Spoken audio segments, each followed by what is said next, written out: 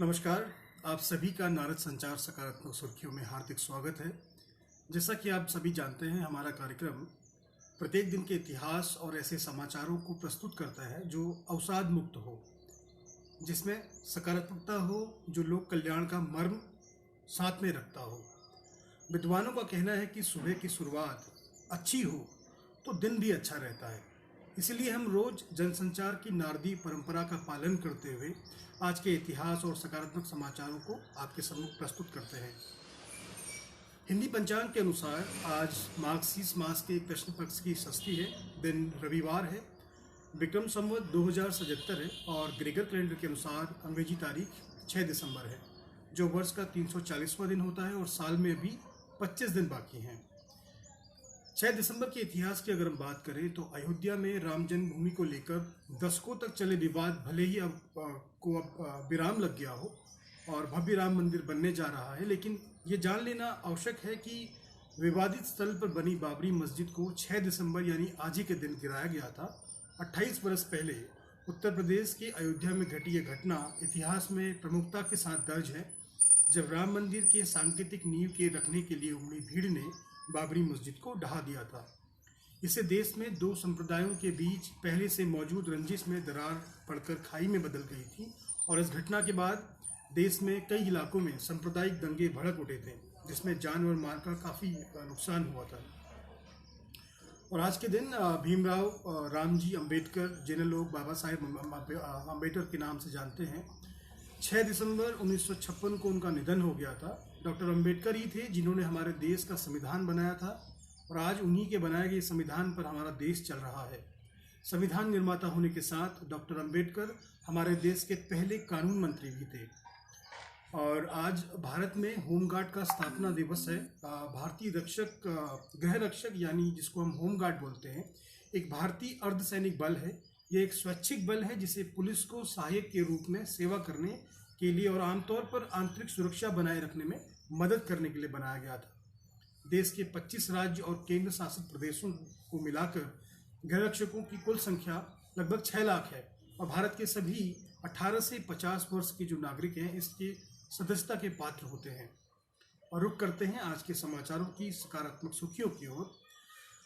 IIT 2020 यानी IIT 2020 global summit के दौरान अपने भाषण में प्रधानमंत्री नरेंद्र मोदी ने कहा है कि कोविड महामारी के इस दौर में देश में रिकॉर्ड निवेश हुआ है और इस निवेश का अधिकतर हिस्सा तकनीकी क्षेत्र में हुआ है। उन्होंने कहा कि इससे स्पष्ट हो गया है कि दुनिया भारत को एक भरोसेमंद और होनहार सहयोगी के रूप में देखती है।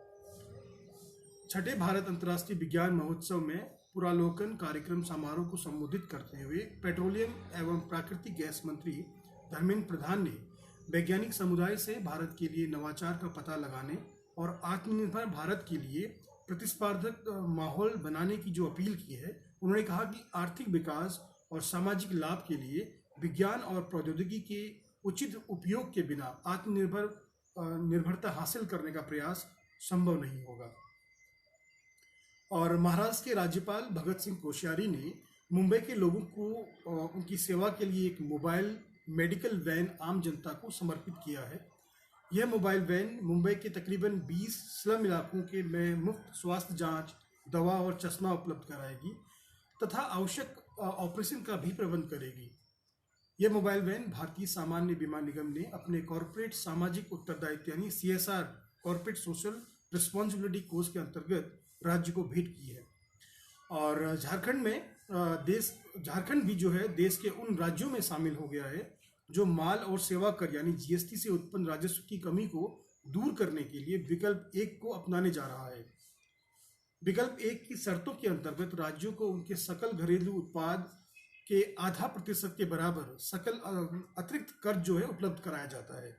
यह मई 2020 के आत्मनिर्भर अभियान के अंतर्गत राज्यों के सकल घरेलू उत्पाद के 2% तक के कर्ज लेने की अनुमति के अतिरिक्त होता है।